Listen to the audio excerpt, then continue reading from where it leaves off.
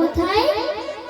শ্রী মধুময় বৃন্দাবন অর্থাৎ কৃষ্ণলীলা। তাহলে মায়েরা গৌরচন্দ্রিকা করে কেন? ইন্দ্র যেমন জল তুলিতে গেলে একটা বালতি অর্থাৎ রশ্মি অর্থাৎ একটা দড়ি দিয়ে জল তুলতে হয়, সেই জল সেবন করে আমরা তৃষ্ণা মিটাই।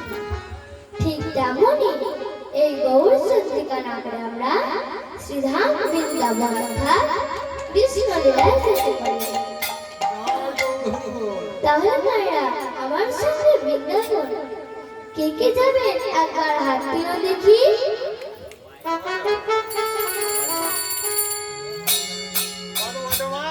বৃন্দাবন যেতে খরচা খুব, তো আমাদের এই মা মানে ট্রেন এই কেবল ছাড়বে, তো অল্প পয়সার মধ্যে হবে, সবাই মিলে যাবেন।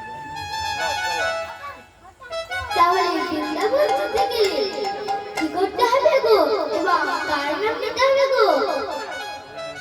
কার নাম নিতে হবে গো মায়েরা? রাধে রাধে নাম বদলে গাইতে হয়, তাই না? তাই আমরা হাতে করতাল দিয়ে দিই বদলে রাধা নাম গাইতে গাইতে আমরা বৃন্দাবনে যাব। তাহলে চলুন আমরা বৃন্দাবনে যাব।